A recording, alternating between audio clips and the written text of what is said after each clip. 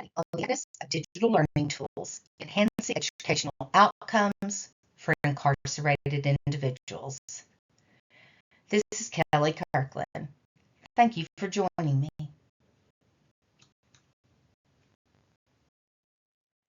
The purpose of this research is to investigate the effectiveness of digital learning tools in enhancing educational outcomes for incarcerated individuals.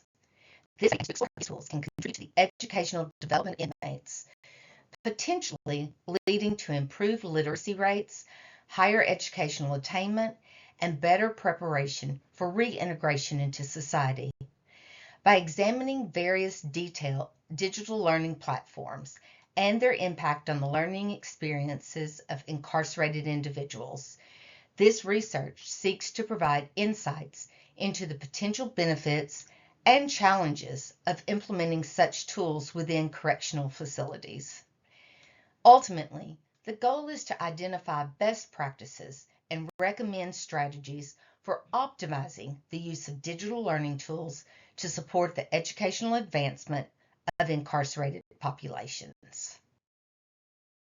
Research questions for this study are: how effective are digital learning tools in enhancing educational outcomes for incarcerated individuals? And what are the specific challenges and barriers faced by incarcerated individuals in accessing and utilizing tablet-based education?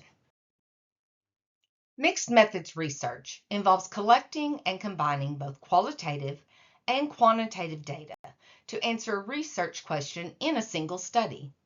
Cresswell and Plano-Clark present this approach as having proven value across various fields like education, psychology, and health sciences. Because this mixed method study proposes to evaluate the effectiveness of digital learning tools in enhancing educational outcomes for incarcerated individuals and identifying challenges as well as barriers in implementing tablet-based educational programs, it is an appropriate research method for this topic. The mixed methods approach involves surveys, interviews, and academic records analysis with direct observation, with a representative sample of inmates having access to digital learning tools compared to a control group.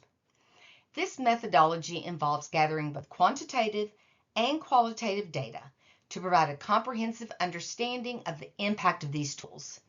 The study will incorporate the following: in-depth interviews, direct observations, pre- and post-intervention surveys, academic record analysis, and prison record review. By integrating these approaches, the study can achieve a comprehensive evaluation of the effectiveness of digital learning tools, encompassing both quantifiable results and the personal experiences of participants. Operationalization is vital to research methodology, serving as a crucial step in converting theoretical concepts into measurable variables. This process is essential for ensuring that research is empirical, reliable, and capable of producing insights that are relevant and applicable in real-world texts. By controlling the following variables, the study aims to isolate the impact of digital learning tools on educational outcomes and determine challenges and barriers in implementing educational technology programs. The independent variable determined for this study is the availability of digital learning tools. This includes the online programs, online courses, educational software, and ebooks. We will measure this variable through direct observations and in-depth interviews. Dependent variables for our study are educational outcomes, challenges, and barriers. Educational outcomes, our operational definitions are academic performance, engagement levels, and post-release success rates. For challenges and barriers, our operational definitions are limited access to technology, security concerns, inadequate infrastructure, privacy and confidentiality issues, variability in educational content, and resistance to change. The tools used for measurement in this variable are pre- and post-intervention surveys, academic record analysis, direct observations, and in-depth interviews. The study of the demographics of students. These are their age, gender, educational background, duration of incarceration, type of offense, and access to traditional educational resources. We'll use pre- and post-intervention surveys, in-depth interviews, which we've already discussed. We'll add in prison records for this study. As I mentioned, we're going to add prison records into our measurement tools for study. I want to take just a moment to discuss the ethical considerations of using prisoners in a research study. In the United States, prisoner is defined as any individual involuntarily confined or detained in a penal institution, which includes individuals detained pending arraignment and individuals in alternative locations, such as house arrest or parole.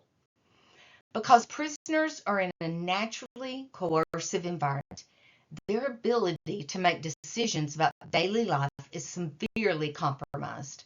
They may be more easily persuaded to participate in a study in prison than they would have if otherwise occupied. Ethically permissible research must offer potential benefits to prisoners that outweigh all the risks. Thus, it is important that you consider every aspect of the study, particularly the method for obtaining consent.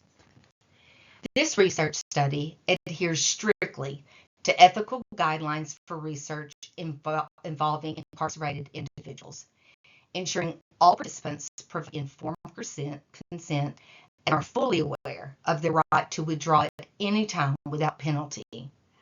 Participant confidentiality will be rigorously protected by using anonymized identifiers and storing data securely. The study design prioritizes the well-being of inmates by minimizing potential risks associated with data collection and actively seeking to maximize potential benefits to both individual participants and the broader prison education system, in accordance with the Sam Houston State University Institutional Review Board. I want to thank you for taking the time to view my presentation. If you have any questions or comments, please do not hesitate to reach out to me.